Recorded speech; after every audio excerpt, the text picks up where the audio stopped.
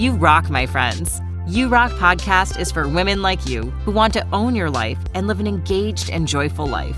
Hosted by Dr. Aliyah Majid, mom of 3, devoted wife, and a scientist-turned-life coach on a mission to empower women to take control of their lives. In this podcast, we deliver tools, insights, and inspiration on rocking your own life, owning to your highest potential, and becoming the best version of you.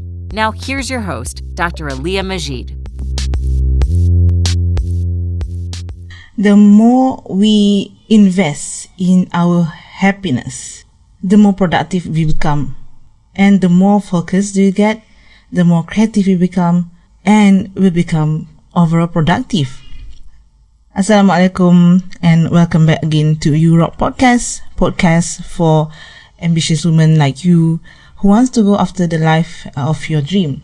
Okay, in this episode, I'll be sharing with you guys on why investing in happiness increase productivity and creativity.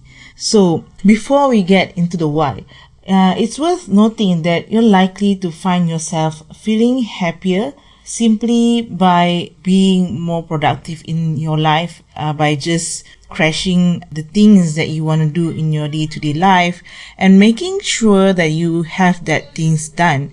You know, we have a sense of fulfillment when we kind of move and make progress in the work that we want to do, especially mainly because the work that we do are moving us forward in the direction that we want, in the goal that we want, in the purpose that we want to serve. Okay, so today I'll be sharing on the dark side of productivity, because sometimes we thought that being productive is making sure that you hustle 24/7, making sure that you sort of, get it done. All the things that in your to-do list, you want to get it all clear before you even take a leave for yourself, even before you take a vacation for yourself. So there's nothing wrong with getting all things done before, ending the week, getting that break and really making sure that all the things that are important, you have get it done. But what I'm saying right now is the culture that we sort of getting into right now, that I see more often than ever, that people prioritize work over getting more joyful, joy in their life and spending quality time with their family. So I'm not opposing on really getting down and work your work hard for getting the things that you want. There's a better way to do it by working smarter. Smarter way to do it is by working from the purpose, meaning that getting to know what is the main direction, what is the goal that you want to achieve. At the end of the day, you are the one who's taking care of your own self. So if you are working harder and harder and not getting enough of downtime to recharge, to have some time so that you'll be able to come back stronger and be more creative after having this energy recharge, it's just not worth it. It's just not the life that you want to pursue, at least for several years. If you're into pushing into, sometimes we have that big goal that you want to achieve in a short term. Like, I give you an example, like during my PhD time, I know that I want to focus on that 3 years and really pushing it.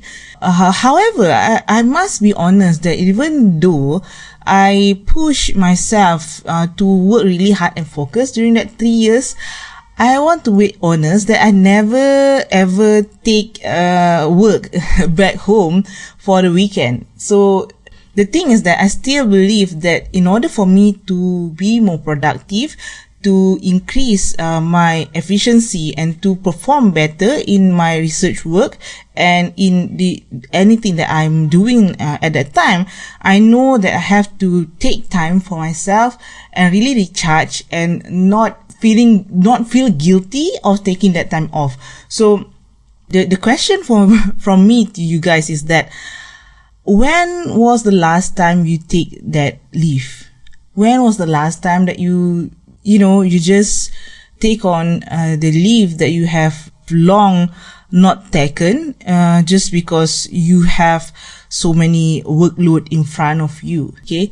I realize this more than ever when talking to more and more women out there, that even though they have like 25, 30 annual leave a year, but most of the people that I talk to, it's hard for them to take that leave, even though they have that, that's the right to just take a leave. Even though they might have taken that leave, they also might feel guilty for putting the thing that they are working on hold for a while. So that culture must be, we have to put a stop in this kind of culture and the mentality that you have to really work hard and no play at all, no rest at all, no recharging at all. So up till what point? So ask yourself, do you want to live this life forever and ever? So investing in our own happiness, okay, by recharging, it is also one of the way for us to invest in our own happiness. Again, you'll be much more positive when you take time for yourself and be more productive afterward. Research has also shown that if you intentionally let your mind wanders and take that break, explore new things, you will able to unwind, and you'll have lower stress level. I think most of you guys out there already know that, but honestly it is harder to implement it, right? So why exactly does investing in happiness foster productivity and creativity? So I'm referring to this book called Hyper Focus by Chris Bailey. So it's a really good book that I often refer to again and again, because it's just a practical guide to managing your attention and become more creative, getting stuff done, and live more meaningful life. So if I'll be posting the link in the show note below for this resource, this book, in case you want to buy it and have it in your hand. But in this book, the author mentioned that investing in happiness foster productivity and creativity by first and most importantly, a positive mood expands the size of your attentional space. So when you're happy, the amount of dopamine in the logical part of your brain rises, which leads you to approach your work with more energy. And because you have more attentional space to work with, you have the resources you need to focus more deeply and accomplish more. So being in a good mood also makes you better at recalling information on the go. If you have a good mood, you can consume information more actively. The happier you are, the more likely you are to put ideas together in new and interesting ways, and the better you're able to overcome the challenges that you are facing and see new opportunities and uses the new way to overcome, to solve the familiar things. Okay. On the other hand, if you are in a negative mood, it shrinks the size of your attentional space. So unhappy people are less productive. The less happy you are, the more often your mind wanders against your will, and the less attention you bring to what's in front of you. So it's like you'll start to, your mind start to wander in the distant past, ruminating on events that took place. And the thing is, it is sometimes, it can be benefits to reflect and reliving the past experiences. And this is a good thing to do, meaning that reflecting and learning from the past. But if you stay there longer than you should do, your productivity might suffer, because when your mind wanders more and more to the past, you plan for the future less often and assemble fewer productive ideas. So there's this effect that is called the Zeigarnik effect. So I'm not sure if I pronounce it right. The Zeigarnik effect. So which keeps unresolved problem front of mind. So it forces you to think of them more often. So if you wonder too much at the past, you'll feel more miserable because you will be dealing with more unresolved problems that sometimes in order for you to resolve it is to move and take courageous action, take action and find new, better ways, new, creative ways to solve the problem instead of ruminating of the past. So people who are unhappy takes longer to refocus after interruption and dwell more often on their failures. And there's one study that shows that the habits that such as mindfulness and meditation effective in reducing relapse in recovering depressive individuals. So this is a study that was mentioned in this book that I mentioned just now. So while there is little research on exactly to what degree your attentional space expands when you're happy, happiness expert and Harvard-trained psychologist Shawn Achor found that happier people are 31% more productive than those in a negative or neutral state. Okay, so that's another reason why you should increase your happiness and invest in getting that mood lifted, right? So you might ask me, okay, now I know I want to be more happier. It's important for me to be more happier, but my life is such a kind of miserable right now. I'm really busy. I don't know what to do. You might feel like that. And I understand you because I was miserable at times. The past, I might say, my past job, I don't really enjoy. So, okay, to be honest, the thing that I've done in the past makes me really miserable, and I was having kind of like a mild depression because of it.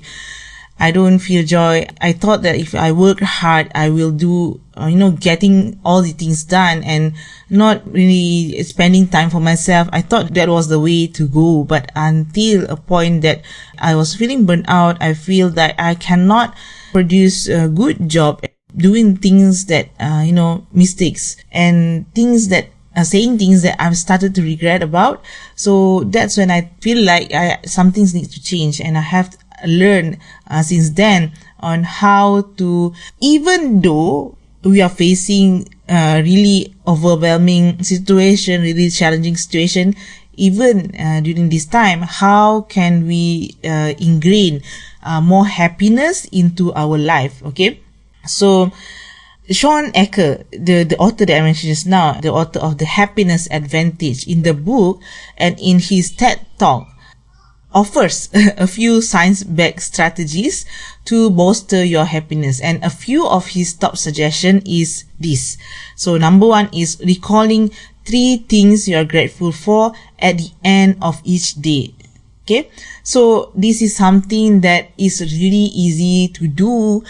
Creating your own gratitude journal, putting it at the side of your bed, and starting to make it a habit to jot down the 3 things that you are grateful for at the end of the day.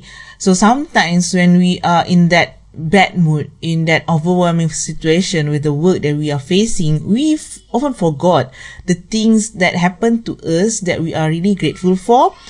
It can be as simple as, having the time to sip on the hot coffee. I was really grateful to have time to really sip on my coffee and having a really good quality coffee. That's really important for me. I'm grateful for that.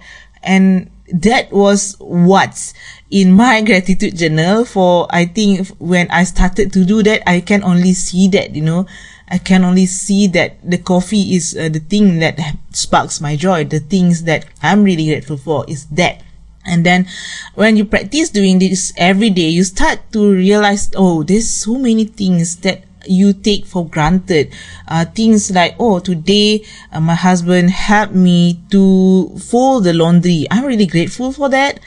And for example, today my son helped me to mop the floor. I'm really grateful for that. So we are what we put our attention to. So if you will start to put your attention on these small things that you are grateful for, you start to have a more positive outlook towards life, and you'll increase your happiness level. So that's what we are aiming for. When you have increased happiness level, you can increase your productivity, and in turn, you'll be much more, feeling successful, because you start to have this like closed loop of reaction that produce the outcome that you want.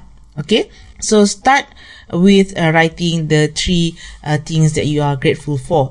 The number 2 is journaling at the end of each day about one good experience that you had. Okay, so remember that we want to focus on the things that is more of a good thing right now. So instead of dwelling over things that just doesn't work and putting more, making it bigger than it seems, maybe you can journal on the things the good experiences that you had throughout the day. And if you feel like you are a beginner in journaling, I have also compiled a journaling guide that you can download in the show note below, that I compiled 20 of the journal prompts that I use. I have used it, and I found it beneficial, and I have also give my clients to do it, and it gives so much, it creates so much impact in kind of a easy way to do. Honestly, if you start journaling now, it will help your overall wellness. Your mental health will improve over time, and this is one habit that I really recommend for everybody to start. No matter what age, you can start now. It's not something that only the high school kids do it, It's not like that. It is something that is really important, because it has some benefit. It has really big benefit for your mind, so that the things that is bothering you, or things that is, you want to focus more on, you can have some place to put it down, which is on your journal. So check out the journaling guide that I'll be, posting in the show note, so that you can learn on what are the journaling prompts that I love, and you can choose whichever prompts that's suitable for you, and start your journaling journey together with me. Yeah, the next one will be meditating. So, of course, meditating in Islam, we also have practice like things like zikir, and I'm not really saying that there's one way to do it. There's so many ways to do it, but what it means by meditating is like having a time for yourself and taking a deep breath and focusing on bringing your awareness to the present moment.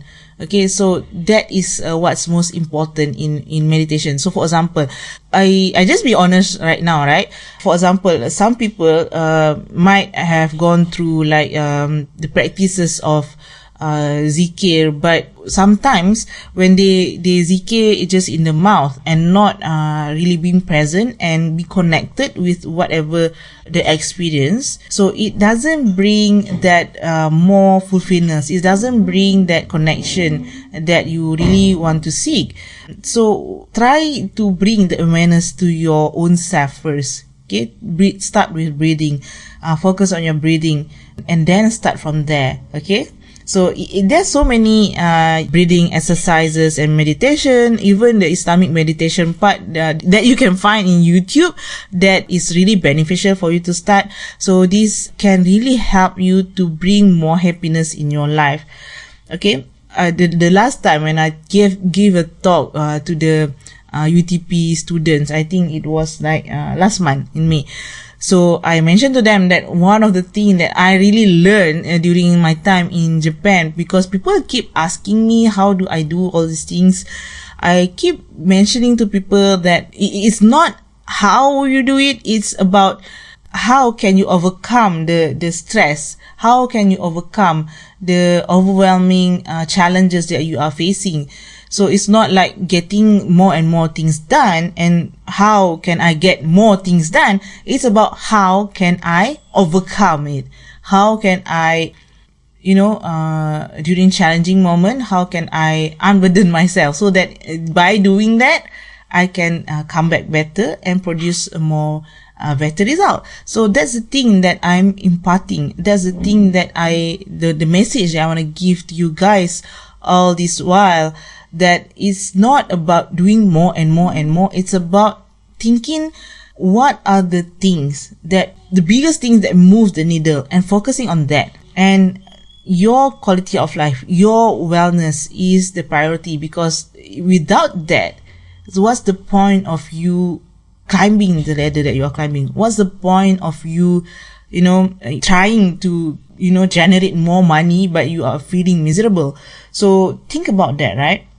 The last suggestion for improving your happiness is to perform a random act of kindness. So it is quite easy to do this, especially if you are meeting people a lot. You can help people a lot, but sometimes if you are the person who is like me, who are working at home alone, maybe it is quite hard for you to, perform a random act of kindness. So maybe that's why I love doing this podcast, because that's my random act of kindness for you guys, for these listeners here.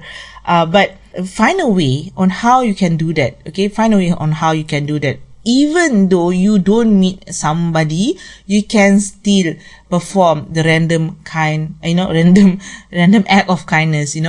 Whatever it may be that you feel like you are able to perform it, you just do it, right? Okay, I think that's all for today's episode. And remember, I'll be conducting a mini workshop, a live webinar on the 19th of June that is called Designing Your Ideal Week. I really hope to see you guys there, because in the 2-hour webinar, I'll be sharing the complete breakdown of how to plan your week effectively. So remember, it's not just about, putting all your to-do lists into your schedule and cramming all up. It's not about that. It's about really making your plan more effectively so that you can achieve your goal more effortlessly. And second thing that I'll be sharing during the webinar is the pitfalls of high performing women that I see oftentimes and how you can overcome them. And thirdly is the tools that I get my clients and I, do it. It kind of helps us to get more calmer and, from overwhelmed to being empowered really quickly. So it needs this step-by-step approach that I'll be sharing with you guys on these 2-hour webinars. So I really hope to see you there. So that's all. Remember guys, to start your day with intention, love what you do, and end your day with gratitude. I'll see you next week. Assalamualaikum.